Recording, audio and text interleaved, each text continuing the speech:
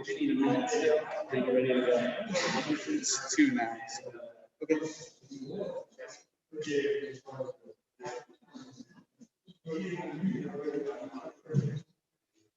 Welcome, everybody. Hello. My name is Corey Fry. I'm the exhibitions manager here at the Delaplane Art Center. Thank you all so much for coming out. We're really excited to share some new exhibitions with you guys today. I want to mention a few things real quick. There's 4 new exhibitions that are opening today. 2 of them are on the 2nd floor. There's some photography work by Beanie Young and Thomas Bond.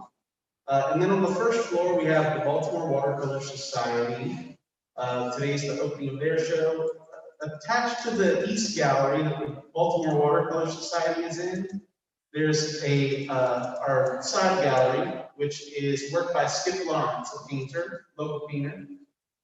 His work was showing through September, but is also on display now as well.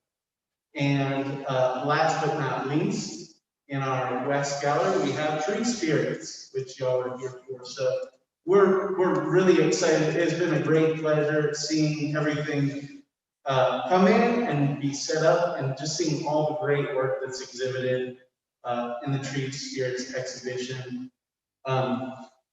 So without further ado, I'm going to hand things over to David. It's been a great honor working with David in setting up the exhibition and getting things going, and just seeing everybody's work brought out to its best display in the exhibition. So we're really excited to have it on display today. So David Swagger, thank you so much.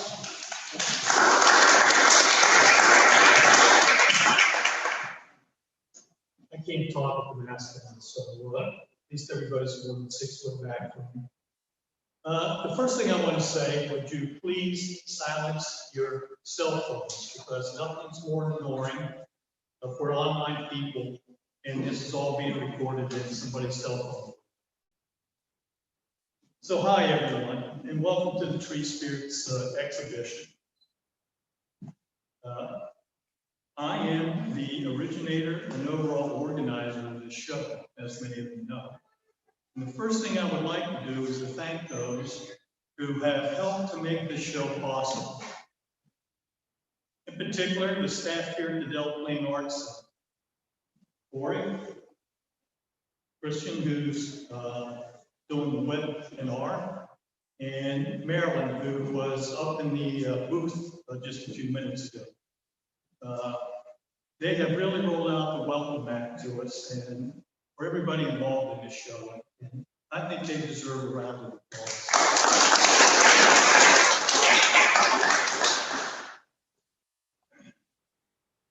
And I need to do a shout out to Sydney Dexter. Sydney is the former exhibition manager here at Delaplane. And I worked with Sydney for over the last 2 years getting this show organized. And hopefully, Sydney, you're out there somewhere. And thank you. As you may or may not know, the turn art pieces in this show are from 3 regional woodturning clubs. Mid-Maryland Woodturners here in Frederick, Montgomery County Woodturners in Rockville, and Chesapeake Woodturners in Annapolis. I'd like to give special thanks to Tim Allen. Tim, if you'd stand there for a second. And I don't see Ken LeBeau. Tim, as a home club, is Montgomery County Woodturners. Ken LeBeau's home club is the Chesapeake Woodturners. And I really want to thank him for the coordinating assistance with making this show possible. Thanks, guys.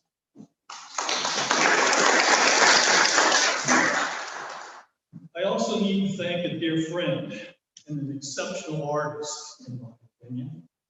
My wife and I just bought, I think, one of her most expensive pieces of the show. But that is Desiree Hoffman. Desiree, thank you for managing and overseeing the wall hangings in this show. You just did an exceptional job, just exceptional.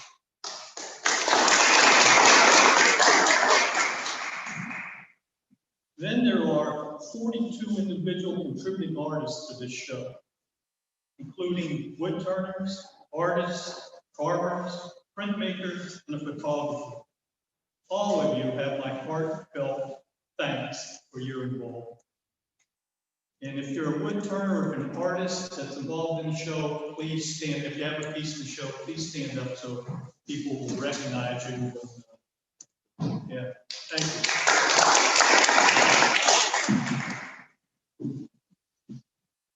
I also need to express my thanks. A thank you to our two distinguished jurors for the turned art pieces in this show. Dr. Jeffrey Bernstein and his lovely wife, Dr. Judy Chernoff. Unfortunately, they were not able to join us today on site. Being doctors, they have to work for a living. But then I'd like to say to all the family and friends and online watchers today, and hopefully we have many online watchers due to COVID, thank you for joining us. And lastly, I owe my wife a huge thank you for her support and patience with me. Thank you, sweetheart. Without you, I would be lost. This is my wife.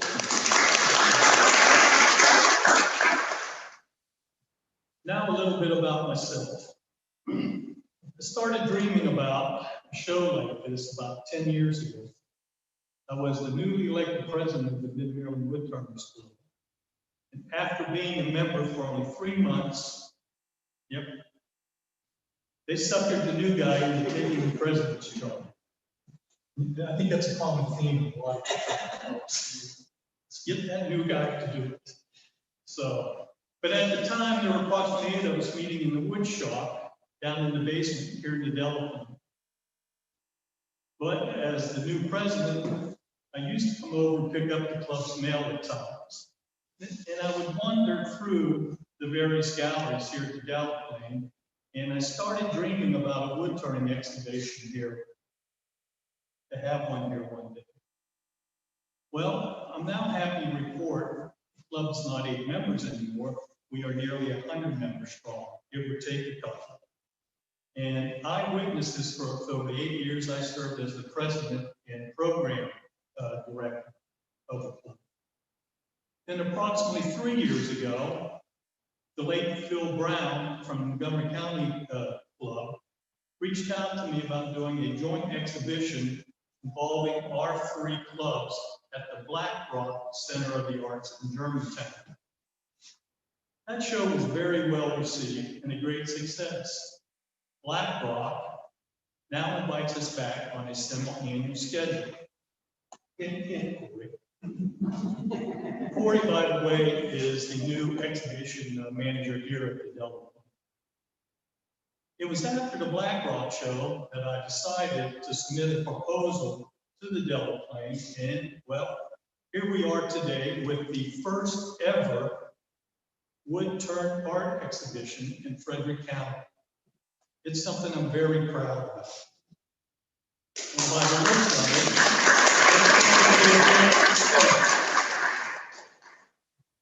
a bit about our 3 clubs. We are all chartered members of the national level American Association of Woodturners.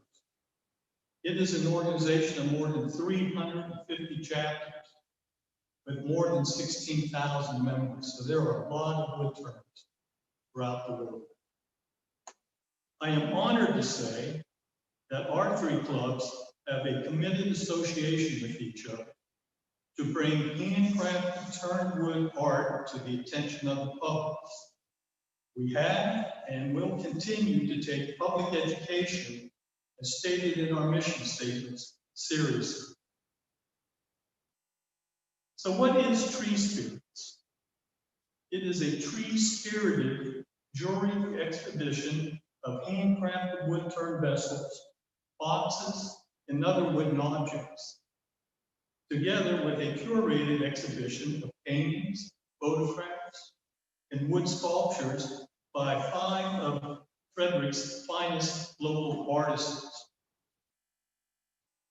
Together, as a group, it is our hope that this combined exhibition of wood-turned art pieces, paintings, carvings, etc., expands on the visual art programs brought to local community residents and visitors throughout the region. So what is it about wood-turned art that visitors will find fascinating? Well, do you know that the earliest origins of wood turning date back to around 3000 BC? Yep, wood turning's been around a while. The Egyptians first developed a two-person vertical lathe, where one person would turn the wood workpiece with a rope while the other person used a sharp tool to shape the wood. The lathe in this slide is from an actual stone carving found in Egypt dating to 3000 BC, or 300 BC, excuse me. However, it is believed that it wasn't long before a horizontal version of the lathe was introduced. But no one knows exactly when. You know, and I have to wonder if a vertical lathe fell over one day on its side and someone said, I have a better idea. The next big advance in woodworking or wood turning was done by the Romans. The Romans improved on the Egyptian design by introducing a bow to turn the wood piece, making it possible for a one-man operation if desired. But the turner only had one hand free to control his turning tool. These lathes were used throughout Germany, France, and Britain. It wasn't until the Middle Ages when a pedal and spring pole were added, allowing the craftsman to use two hands once again to control the turning tool. These lathes were in common use into the 20th century. It was during the Industrial Revolution that the lathe was motorized. The addition of a motor greatly increased turning speeds, thus increasing the productivity of using a lathe and what can now be turned on a lathe. So today's wood turners have the benefit of the experience of the lifelong journeys of thousands and thousands of woodworkers to fall back on. As such, today woodworkers are now diving deeper and deeper into a tree's body to find new ways of expressing its spirit in the marvelous nature of the wood. And I believe you will witness plenty of evidence of this in the West Gallery today while observing the turnings in it. What is it that wood turners find satisfying about turning wood? Well, wood is a material that man first used before the Stone Age. As such, it is a material that humans get great comfort and satisfaction out of being around. It is just part of our human nature, without thinking about it, to be drawn to wooden objects. When we see wooden objects, our hands tend to go out in front of us in anticipation of touching or picking up that wooden object. And to create something out of wood satisfies the well-being of the human spirit. For me, I experienced great contentment while turning on my lathe. Feelings of serenity, happiness, and pleasure. thus the name of my business, Contented Turners. Other wood turning artisans describe their fillings as pleasing, fillings of creativity, inspiration, satisfaction, passion, etc. Anyway, it is our hope that by examining the various turnings on display in the West Gallery, you will begin to discover a turner's eye for exquisite form, their desire and ability to bring out the most gorgeous figure from a wall, or possibly an appreciation for segmented, ornamental, or sculptured turnings. Additionally, it is hoped you'll discover the grace and beauty that satisfies one's artistic senses in these pieces. Now it is my pleasure to introduce Tim Alley from Montgomery County Woodworkers. Tim is going to talk about various types of turnings that can be done on the lathe, so you'll have an even better appreciation of what you'll see in our exhibition. Tim?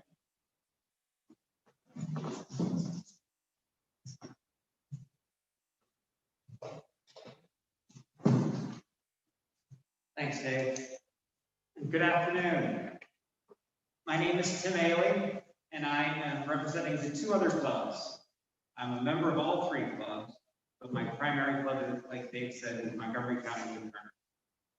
I first joined a local club almost 15 years ago when Phil Brown rounded up local Montgomery County turners to see if they wanted to form a club.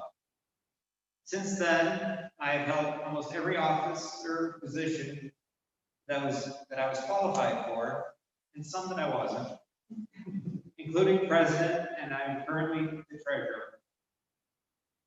When I became president, I joined many other local clubs as I could to see what others were doing. One benefit of COVID is that Zoom meetings make it much easier to get to many more meetings with other clubs. I want to thank the Delaplane for accepting our application here today and for making this work in such strange times. Everybody here with their masks and everything. I also want to thank Dave for his hard work on the show. He's been pushing us for years. Do you want to do this? Are we going to do this? We're going to do this. And for years, he's been trying to get this show here. And it's a wonderful show, and he's done a great job. I really appreciate it. I joined in Maryland when Dave was a pretty new president, and the meetings were here in the basement with only a few members at the tables. And Dave has helped this club grow so much. The quality of work you will see in the show is partly from these three strong clubs having demonstrators, members sharing ideas and techniques so that everyone can get better. Now, Dave has explained the history of wood turning. I want to spend a few minutes to give you some tips on what you should look for in the show. Most of the pictures Dave shared were a form of spindle turning. This is, here's a picture of Montgomery County Woodturners pole lathe with its designers and builders, Bert and Bob, spending a moment with it after 10 years of use at Montgomery County Fair. Bob has his hand on a piece of wood in the lathe, and it's between 2 points. This is spindle turning, and it is great for chair parts, candlesticks, rolling pins, honey dippers, and other long, thin things. And you will not find much of this at our show, but you will see some nice finials that add some grace and height to the nice piece and makes it better.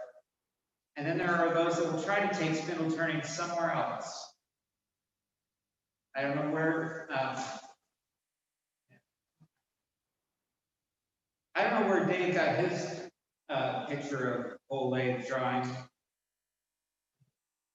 but if you can tell, there's a bowl being turned on it. Turning bowls on a pole lathe is a thing, and there are many, well, some people around the world still turning bowls on pole lathes today, trying to keep the old ways going. As lathes become powered with water, steam, and electricity, ways to hold the wood on the blade without the need for 2 points, allowed bowls to be hollowed out much easier. And it allowed the turners to think about good form. It also frees up some space so you can think about what to do with the wood around the bowl. And it also allows you to hollow through very tiny holes and to show off a great piece of wood. Another thing to look for are segmented wood turners. This is when someone cuts a small piece, cuts wood into small pieces, glues them together in a pattern, and then turns it around. The last couple of things to look for is what's been done after the turning, and how turning several different wood turnings makes one piece of art. I hope everyone gets a chance to see something new at this show and enjoys the show.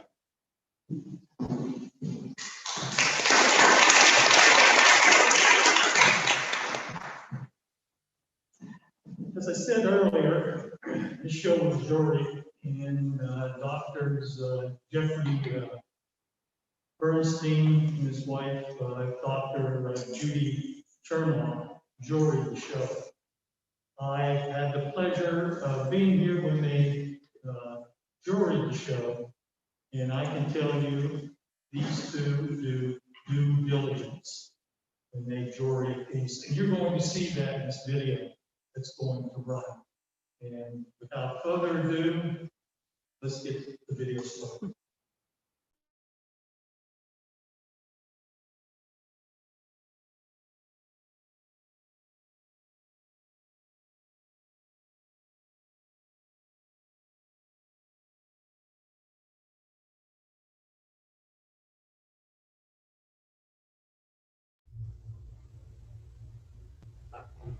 Everyone, it is my pleasure to introduce you to our two distinguished jurors of the turned art pieces of this show, Dr. Jeffrey Bernstein and his lovely wife, Dr. Judy Chernoff.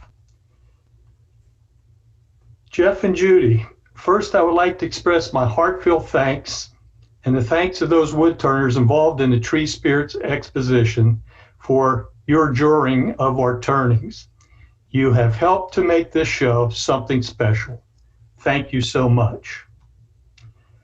I know both of you have served as past presidents of the Collectors of Wood Art.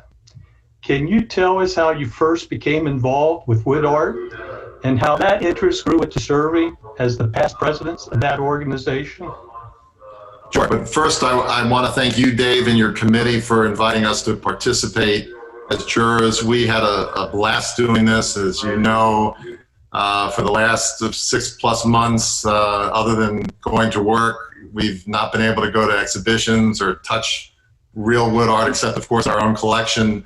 And this was exciting to see some new pieces and to have fun looking at them and seeing what people are doing. So thank you for that experience. Well, the pleasure's all mine, believe me.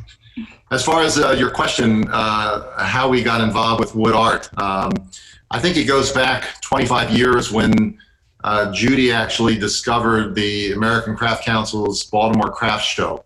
And we went to the show and were just blown away by work that was done in all the mediums. And over the years, we went, and sometimes we would buy a piece, sometimes we wouldn't. But as the years went by, we found we were more attracted to the wood booths. And became friends with a lot of the wood artists. The turning point for where our collecting started taking off was about a little less than 20 years ago, around 2002, 2003. Three things happened. One is we bought a piece, our first major wood piece, at the ACC show by Mark Nance. It was a beautiful piece of Amboyna burl, elevated with a cage that he had created. And we were looking at ourselves wondering, what are we doing? And that was the start. And around the same time, we discovered Delmano Gallery, which at the time was one of the leading wood art galleries in the world, and supporting a lot of wood artists and opened a world to us. And at the same time, we discovered Collectors of Wood Art. We were just strolling through the internet, and we discovered this organization that was having a symposium in Santa Fe that year. And we decided, let's go and see what's going on. And there were 150 people at this Collectors of Wood Art symposium, and about half were artists and half were collectors. And we were just like in heaven. We found our niche, if you will, our field. We'd become very good friends with many of the artists we met at that symposium, as well as collectors who were super interested in what we're collecting also. And it just took off from there. And then, as you know, living in this area, at the time there was the Washington Craft Show, the Baltimore Craft Show, and the Smithsonian Craft Show. So 3 excellent shows every year. In addition to those, we went to SOFA exhibitions, we went to AAW symposiums almost every year for the last 20 years, went to exhibitions and artists' studios, and it just exploded with interest, and it just grew as time went on. Well, I understand how you got hooked. Yeah. So now I'm wondering, how many exhibitions have you juried before? Do you have any idea? It's a great question, and I don't know that I have a number that I can give you, but along those lines, we've been involved in a number of ways of judging or curating shows, and I'll just share some of those with you. We have judged and selected award winners at several local wood turning club shows, and also we selected the Excellence of Wood Awards at several national shows, including the Smithsonian Craft Show, the American Craft Show, and the American Craft Exposition Show. We've juried shows where we've selected pieces for inclusion and then given awards, and we've done that at the American Association of Wood Turners sponsored exhibitions at their national symposium. We co-curated a show at the Center for Art in Wood. We've done critiques at the AAW, the Instant Gallery Critique, where we talk about pieces and then we also select award winners from those. And we've done critiques at some of the local wood turning clubs. And finally, we did organize a CWA-sponsored exhibition at SOFA Chicago, SOFA being Sculptural Objects Functional Art, a large exhibition of galleries in Chicago once a year. So we really enjoyed this kind of involvement in the field. We always marvel at the innovation and the creativity of artists in wood. And we love looking at wood. And so whenever we do this, it's always great fun for us. So I thank you as well. Well, and let me just add, you had asked previously about why we got involved with Collectors of Wood Art. We believed in the purpose of what the organization does, and it basically increases the awareness and acceptance of wood as a special medium of artistic expression. It promotes the scholarship in the field, and it also encourages and recognizes the creativity of artists working in wood. So for all those reasons, we believed in that, and both served independently at different times with stints as president. Well, I can tell from the smile on your faces that you really enjoy and you have a love for what you're doing. And that says a lot about your character. So when you judge a show, what characteristics are you looking for typically? Take that one. Okay. So we're a team, you know. We'll bounce. I saw you in action now. I agree. Yeah. So, you know, there are a number of criteria and characteristics that we have in our minds when we look at the wood pieces in a show. And the first, I think, in the top of the list, first and foremost, is form and design quality. This is the whole of the piece's visible elements and the way those elements work together. So is the form good? This involves the shape, the lines, the proportions, positive and negative space. And Jeff will talk a little bit more about that in a minute. How successful is the design? If the artist has chosen to embellish the wood in some way, does the embellishment work with the wood and work with the subject of the wood? The second characteristic is the wood, the material. Does the artist recognize why they have chosen that particular piece, and how are they celebrating the characteristics of that particular piece of wood? And how well does the artist understand wood in the first place? Wood is a living material, it changes over time, and has the artist taken that into consideration? And also, each species of wood acts differently. Does the artist understand how this type of wood differs from that type of wood, and if used together, how they will work together, and over time, how they will stand up? The third aspect we look at is craftsmanship and technical excellence. This is the quality of the work. Are the joints tight? Are there no tool marks unless they were intended to be there? Are all the surfaces finished? And if there's glue, has the glue been hidden? Things like that. How passionate is the artist about making the work the best it can be? Is the work complete?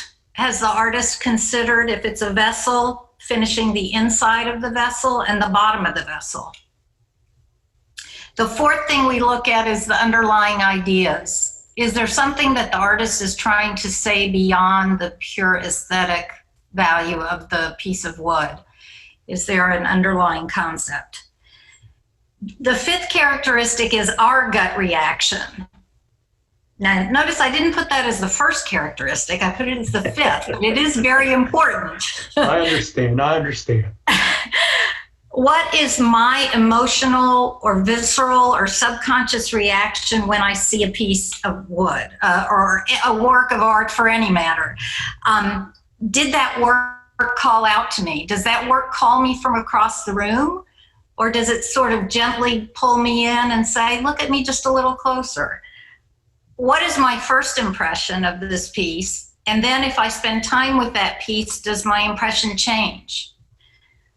I do like pieces that challenge me. So sometimes the first impression is different than the subsequent impressions. And finally, is the piece of work so original in its concept or presentation? How inventive is it? Or if it's not totally original and inventive, is it just a beautiful execution of a standard form? Would you like to add to that? I actually thought that was excellent. I don't really have much to add because I agree with everything you said. The only thing that I will add one little point that's included in what she said, but recognizing that in this kind of exhibition, there are artists from all different levels. Some are beginners and some are intermediate and some are advanced makers of wood art. One of the things that we look at, and it's very obvious from the beginning, is paying attention to everything about the piece. So if you're doing a lidded vessel, or if you're doing a vessel that has a finial or a pedestal, or if you're trying to design the element of the feet, whether you're adding a piece of wood or you're using the existing wood to create or sculpt feet, it all should be the creative work of making everything blend in so it enhances the piece and not detract from it is very important. I see many pieces where the lids, there was not a lot of effort put in, sometimes, not in this exhibition, by the way, but where the lids are not thought of as much as all the time that went into making a beautiful shaped vessel. But there are some things that people should look at and pay attention to with that also. But otherwise, I agree with everything Judy said. Well, I agree with everything she said and you said, and I want to thank you both. I think the viewers of this video tomorrow will be very well educated as to what wood-turned art means to people. And I want to sincerely thank you for that, because the mission of our club, as you know, being an AAW member, is to educate the public about our craft. And I can think of no better way to express it than what you two just did. So thank you. Thank you very much. So now let's move on. Let's talk about the pieces you have selected as award winners. And let's start with the 2 judges awards and work our way up to the first place winner. What is it you liked about the pieces you selected? And if you'll give me a second, I'll share my screen and bring up a slideshow. While you're doing that, let me just say that it was very hard to pick just 5 pieces. We followed the rules and just picked 5. But it was clear that there were a lot more pieces that are deserving of recognition of beautiful craftsmanship and beautiful design and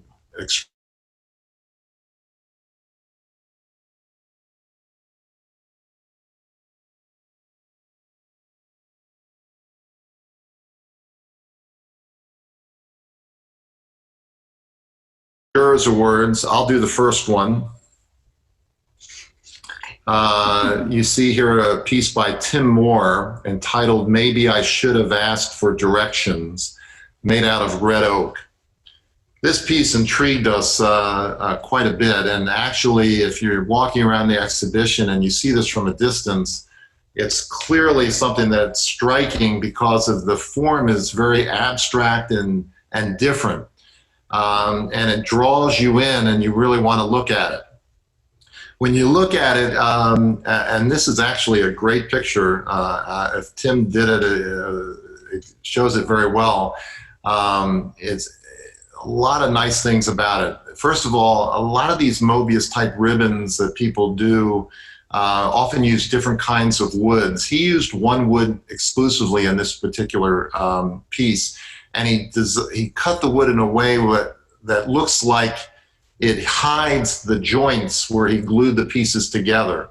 So it looks like one continuous ribbon, as if someone dropped a ribbon from above and it just froze in space. One nice thing about this piece, since we were jurors, Dave gave us the permission to touch the pieces and move them around a little bit. And as a collector, when you have a piece like this in your collection, you're able to present it any way you want. So this could be turned every different direction, upside down, and different ways. And there were at least a half a dozen ways we could look at it, and it looked different in each direction, which was exciting for us. So overall, it was very well crafted. It's unusual, abstract design that was very inviting. I totally agree. I really liked this piece. I did. So there's another piece of his in the exhibition that is more symmetrical, and it's a nice contrast. It also used different woods, also well done, but this one stood out more for us. Shall we move on to the next award? Yes.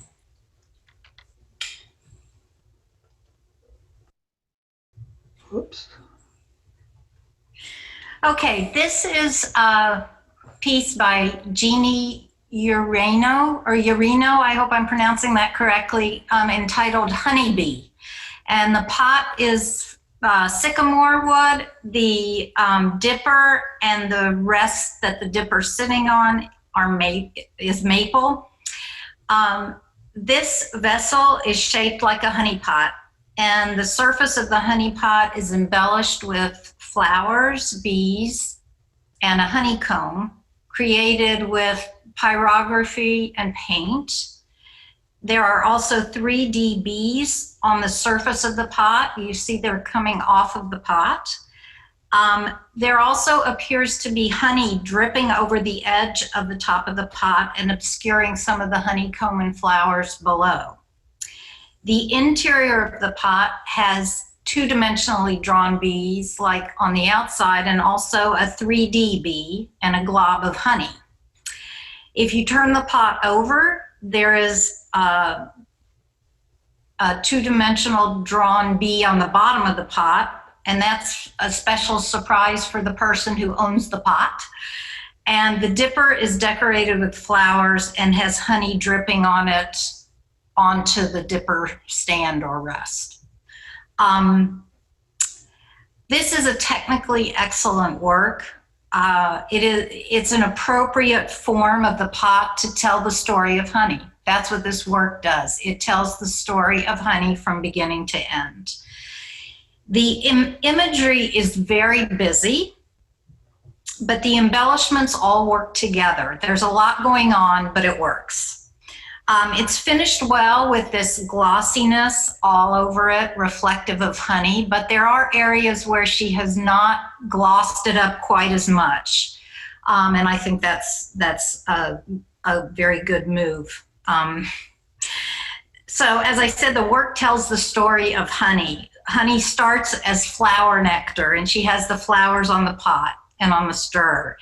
Then the bees collect the nectar. She has the bees all over the pot in 2 and 3 dimensions. Then the nectar is broken down and stored in the honeycomb. And we really felt that the honeycomb was the highlight of the piece.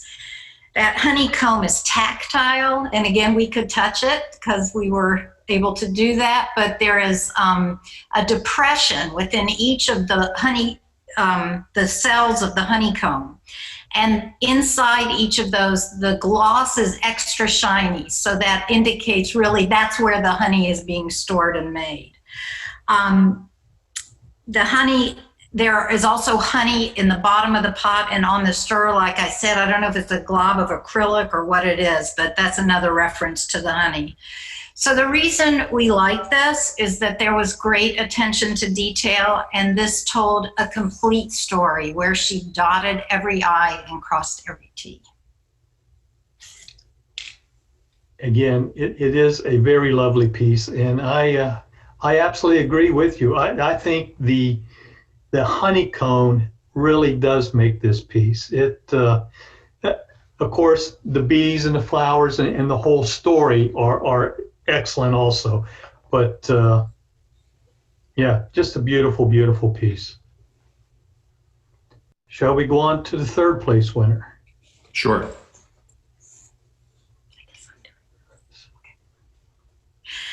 So this is a turn bowl by William Flint, and the wood is cherry.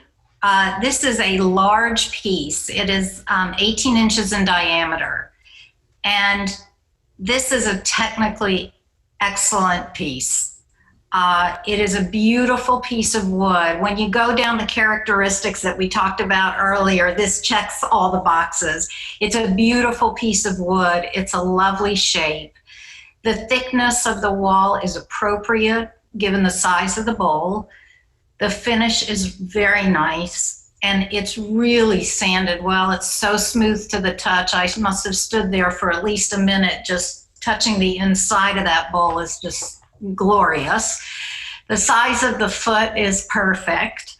And this is a simple yet elegant bowl. And it's a beautiful example of a perfectly turned bowl.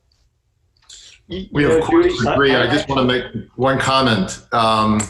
This picture doesn't do this bowl justice. The bowl looks a lot different than this picture. It's a much richer, darker colored bowl. This looks like a different color. It almost looks like a different bowl than the one we judged. And I know it's the same bowl, but it's just the way this picture was taken. But if you see this in person, it's a very striking bowl, much more like redder in color than this. And this angle doesn't do this bowl justice in this picture. I agree, because the piece is stunningly beautiful. And what I wanted to say to Judy was, you know, there's just something in the human spirit that when you see such a beautiful finished piece, your hands just go out in front of you wanting to touch that piece. And this is one of those pieces. You just want to go out and you just want it to, it's simple form, but I think it just goes back to our human nature. And from the Stone Age, wood's always been a medium used by man. And I just feel the draw to this piece. Yeah, Yeah. All right, we'll go on to the second place winner. Okay. I'm going to talk about this piece too. And this is by Dwayne Schmidt, and it's called Regeneration. The woods are sourwood and black walnut. And this is a sculptural piece. Since the pictures are up there, I guess I don't need such a detailed explanation of what we're looking at, but I'll tell you anyway, just briefly. It's a smooth, light-colored wooden sphere with an exterior matte finish. And there's a hollowed-out center with a rough, darkened interior space. And then from the bottom, 3 multi-axis turned growths are coming up in the center. Again, technically, this is an excellent work. From the form to the finish to the multi-axis turn pieces, it's all done beautifully. And the stand that sits on it holds the sphere well. It doesn't detract from it. And this was a piece that I saw from across the room, and I know you did as well, and it beckoned to us. It immediately draws you in, and you know there's a story here. But I think that the story comes from who you are, and as a viewer, it becomes your story. So immediately I looked, and I'm thinking, what happened here? First you see this perfect sphere, and then you look inside, and there's burning and dying and a rough interior, and you wonder, did a bomb go off in there? And then there are these 3 growths in the middle, and is this like regrowth after an explosion or devastation or death? And then when you look at those multi-axis turnings really closely, the predominant colors are different in each one, the hues. So the farthest one back is basically dark. The one on the right is basically light, and the one in front, the major thing you see is the spalting. Okay, so now I'm like creating a whole story when I see that. I'm thinking that, the world's been destroyed, and these are the populations that are coming back. And it's all different colors that are coming back. That could be people, that could be something else, don't know. But I did just want to mention that I'm a docent at the Renwick Gallery, and we had an exhibition a couple of years ago by Ginny Ruffner, who's a glass artist, and it was called Reforestation of the Forest. And the whole room was an installation of a post-apocalyptic barren world. And using virtual reality, you could make regrowth appear on your phone screen. And this is the image I had when I saw this. I thought that is a post-apocalyptic world, and that is the regrowth that's occurring now. The other thing Jeff and I talked about was how this is a study in contrast. You have the light wood on the outside and the dark wood on the interior. You have the finished surface on the outside and the unfinished roughened surface on the inside, the smooth on the outside, the rough on the inside, and then all the negative and positive space there. I just think it is a beautiful and successful and meaningful piece. Well, I was there when you were doing the drawing, and I had really picked this piece before you showed up to be the #1 piece. So at least our tastes are quite in sync and common. I only missed by 1 place, but I agree with your first place pick. And shall we go there? Sure. On that note, let me just say that for those that are watching, that Judy and I went through the exhibition individually first, not together. And we looked at the pieces ourselves, and we looked at them before we looked at the names. We do know some of the artists, but we looked at them before we knew who the pieces were made by and the details. And then we got together and combined notes.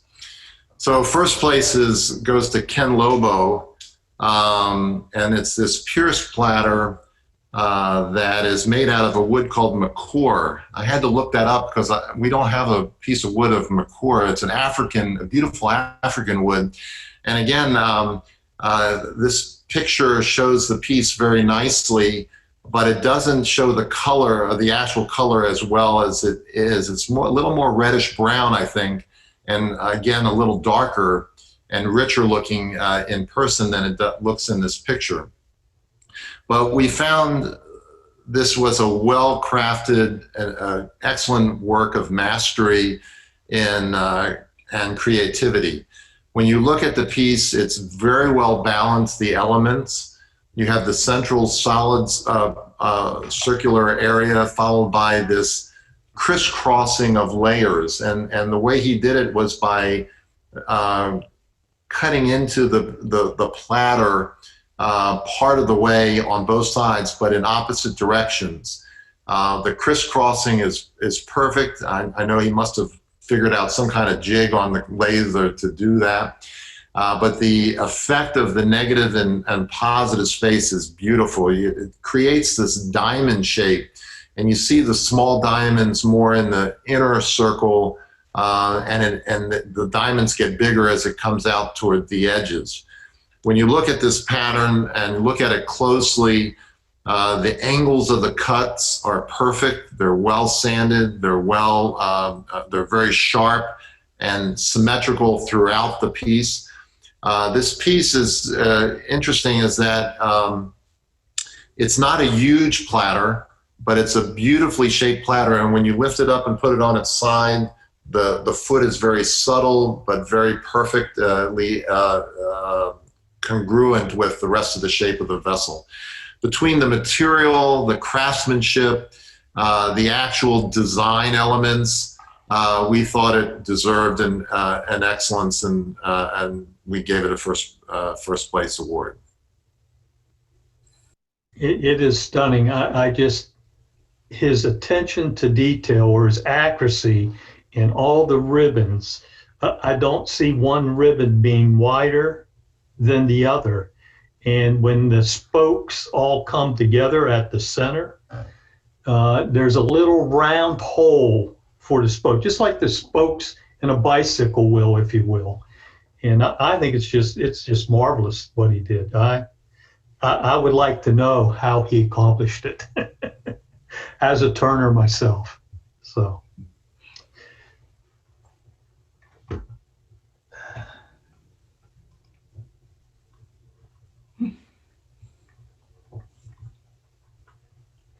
So I would like to say thank you once again for joining our very first exhibition in the Frederick area.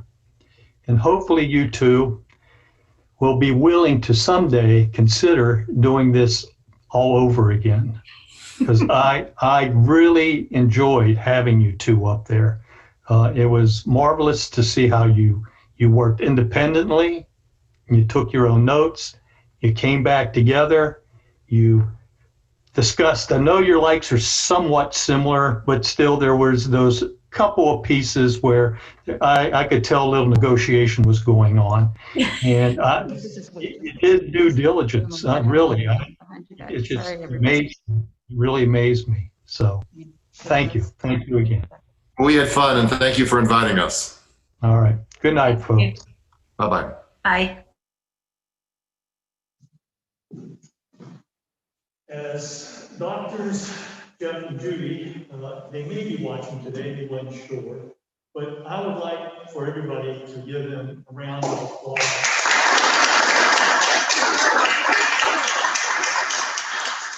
And when you listen to their descriptions and the characteristics that they are looking for when they jury an exhibition, if you're a wood turner, you got to take it to heart. Hopefully when you hear what they say, it helps motivate you to go that little extra distance the next time you turn things, to do a little extra sampling, to pay a little more attention to detail. So, up next, we have Esther Hoffman, and she's going to talk about the wall hangings and the artists.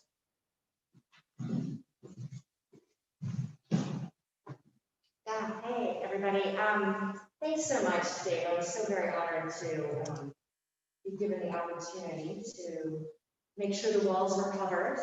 So I asked, I'm a member of the Nomad Gallery in downtown Frederick, and I have other art friends at Valley Craft Network Studio Tour. So I reached out to my buddies.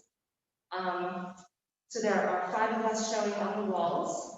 One is Thomas Sterner. He is, you may see his work down in the Carroll Creek. He has some metal work, but he is also a woodworker. He says, well, you'll see 3 large wooden wall carvings, and he says the carvings are self-portraits and the zen of endless gathering, lifting, and carrying of sticks, and my relationship with the trees, carving wood, burning for heat in his wood stove, and planting trees. Dan Moody, Wood Endeavor is his business. Dan has been known professionally as an excellently skilled woodworker and carpenter, making everything you can imagine: knife racks, boxes, lamps, tables. But just recently, he has turned over a new leaf. He's expanded into prints, and in this show, you'll see 7 of them, all brand new. He says, my new series is about exploring the results of printing directly off of a piece of wood with the natural organic shapes and the potential of carved images. They're awesome. They're cool. It's always fun to see an artist do something completely different, and just opens up new and creative spaces. I can honestly say I've never seen anything like that before. Yeah. I think it is something good. Lisa Shirer says, trees have energy. They hold up the sky and give us clean air to breathe. In the 3 words shown, I'm trying to visually represent the thought and energy being emitted by the trees to each other and to all other beings around them, including us. My ultimate goal is to get people to realize that trees and plants are as important to our existence as humans. I'm blurring the meaning of landscape and portraiture. There's the 2 large prints are of sycamore trees. One is a group of trees and the other is roots stretching out into the Potomac River. And the 3rd image is a diverse landscape of trees. So they're from photographs. She does them, they began as digital photographs, and then they were vectorized to be lines and shapes, no longer pixels. She says the vectorization of the image allows for colors to be shifted and repeated, making the experience more like a drawing. She spent hours. Their photographs on grids of paper, and she pinned up each piece. They're very stunning. The 4th artist is T. Kaufman, full disclosure, it's my dad. He's been a photographer for many years and has always been inspired by trees. His work in this show spans from his darkroom days with black and white gelatin silver prints to more recent digital photos in color. And he did want me to mention that there are a number of pieces in this show that are from a day he spent in Cook Forest State Park in Pennsylvania. One of the things that intrigued him about what he noticed that day was that in certain directions he would look and there was the natural woods that grew organically, and in other directions there was the planted forest, reforested, but it was a sense of order, and so things were linear even though they were organic. So some of the photos, you may see that. The paintings I have in the show represent trees and forests that have touched my heart from here in Maryland to California, Massachusetts, Montana, Scotland, New Zealand, and Australia. All the paintings were done back here in my studio from photos I took on location. They're all in wash, except for there's a triptych. Thanks again, Dave, for this opportunity. Thank you.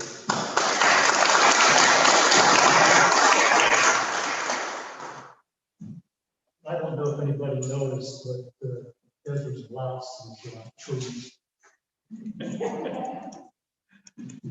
So I'd like to thank everybody for showing up today, and I guess it's time for a Q&A period.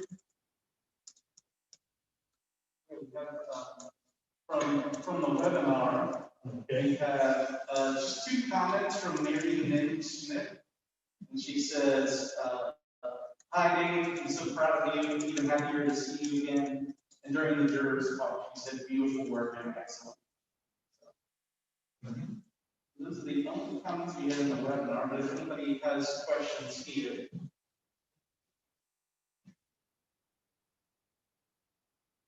and everyone, please go to the West Gallery and enjoy the exhibition.